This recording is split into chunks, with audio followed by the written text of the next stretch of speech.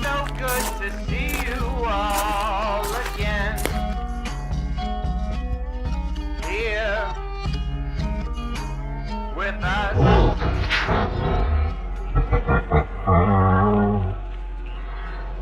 Don't be frightened. Look at this little scarecrow. Why is this cruel? He doesn't like humans too much. Now, take a while, sit down, and listen to the tales I have. The Operating Room.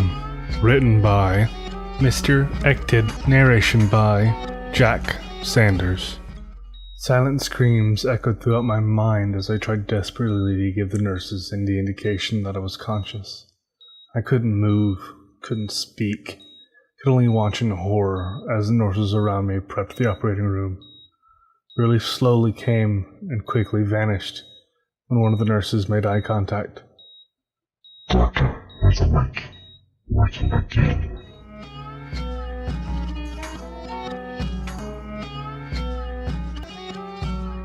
I'm Afraid of the Dark, written by Ingle Wan, narration by Jack Sanders. Always been afraid of the dark. It's a phobia to me. It frightens me more than death itself. I want to have complete control over my surroundings. But when I will see darkness, my body locks and I just fall down paralyzed, unable to speak. My family and friends have visited regularly the first few years after the accident, but now they haven't been here for almost 5 months.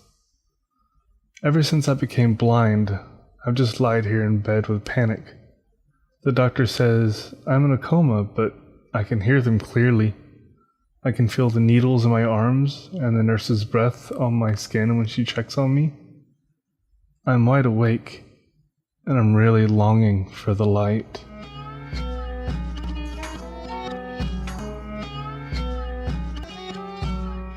Rules are there for a reason. I almost died learning that lesson. Written by Ricky on the Radiator. Narration by Jack Sanders. Sometimes it takes a while for one to realize that rules are in place for a reason. It's a lesson that everybody must learn, whether it's taught by parents or realized seconds before death. Life is much more fragile than anyone cares to think about. When I was 4, my mother always forced me to wear my seatbelt. Click it or ticket soon became my favorite phrase to say to anyone that listened. Among other lessons like stranger danger and washing hands, the seatbelt was always on in the car. Always on. Every year, starting with kindergarten, I always took the school bus, seatbelt on.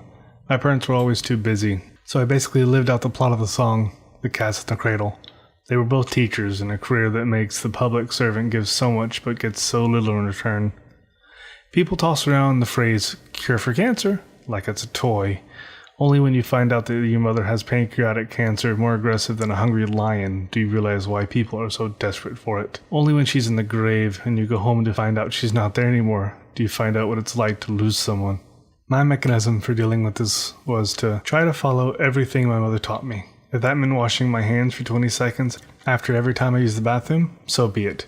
If that meant wearing my seatbelt every day on the bus when no one else did, so be it. 8th grade was tough for me. I wasn't the brainy kid in the Regents class, but I still got pretty good grades. Home felt cold to me, so I tried to stay out of the house as long as I could. That meant taking the late bus home after cross-country practice every day. It was almost an unspoken rule that you didn't wear your seatbelt on the late bus. That fateful Thursday was mostly a blur. I got on the bus, sat down, put the seatbelt on, looked out the window. Then the screams and wails started filling the crowded bus like a horror movie as my whole world went out of control. Turned around to see my neighbor Paul with a snapped neck, eyes burning into mine.